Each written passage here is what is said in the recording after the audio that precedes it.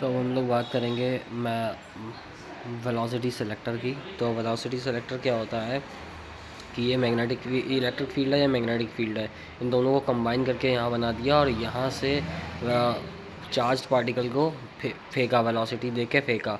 तो अब क्या है, ये सिंपल है, इसमें हमें कुछ नहीं करना होता है कि अगर इस चार्ज पे ऊपर जैसे मान लो इलेक्ट्रिक फील्ड लग रही है, force due to electric field लग रहा है, तो इलेक्ट्रिक फील्ड है, और नीचे क्या लग रहा है, force due to magnetic field है। तो हम क्या करेंगे, force due to electric field equals to force due to magnetic field कर देंगे।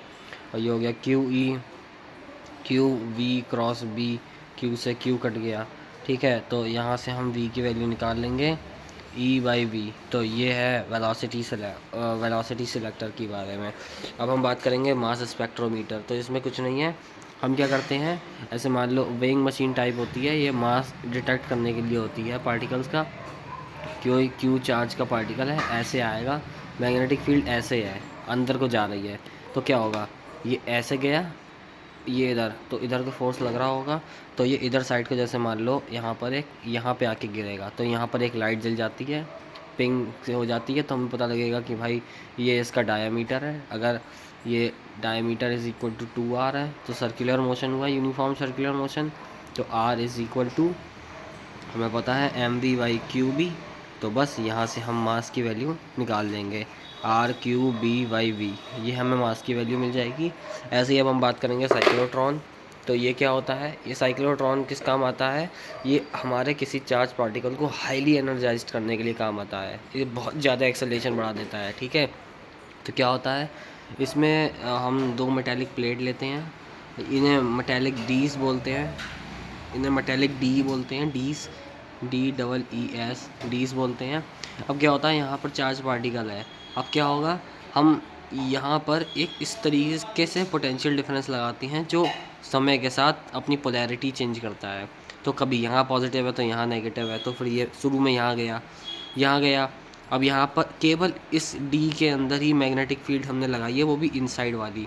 तो ये यहाँ घूमा, अब यहाँ से सीधा जाएगा, फिर ये यहाँ घूमेगा, सर्कुलर मोशन, फिर ये ऐसे करके घूमा घूमा घूमा, घूमते घूमते जब ये मैक्सिमम दूरी पे पहुँच जाएगा तो ये रेडियस के बराबर इसकी रेडियस हो जाएगी। तो हम इसको यहाँ से बाहर निकाल लेंगे और यहाँ पे जो हमें क्यू मिलेगा ये हाईली एनर्जाइज्ड होगा, ठीक है। तो आगे बढ़ते हैं अब हम।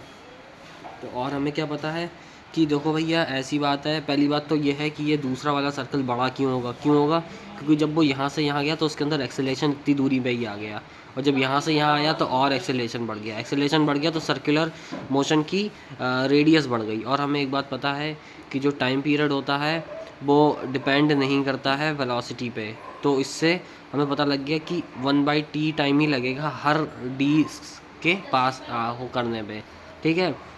अगर हमसे कोई पूछ ले कि भाई इसकी मैक्सिमम काइनेटिक एनर्जी क्या होगी या मैक्सिमम वेलोसिटी पूछ ले जब बाहर निकल रहा होगा, तो उससे ही सवाल बनेंगे। तो कुछ नहीं है, देखो बहुत सरल बात है, हमें आर की वैल्यू पता है m v by q B, ठीक है। तो अब जब बाहर निकल रहा होगा तो ये मैक्सिमम होगी वेलोसिटी, तो v max is equal to r q B by m. देखो मास पता है, मैग्नेटिक फील्ड पता है, चार्ज भी पता होगा, और रेडियस ऑफ डी भी हमें पता ही होगा। तो यहाँ से हमें वेलोसिटी मिल जाएगी मैक्सिमम, और हाफ एम वी मैक्सिमम का होल स्क्वायर लगा देंगे, यहाँ से काइनेटिक एनर्जी मैक्सिमम मिल जाएगी। बस ये आएगा और वो आ जाएगा, एक डी में कितना टाइम दिया उसने, वो T/2 दिया, बस यहाँ से हमारा ये भी कंप्लीट हो जाएगा।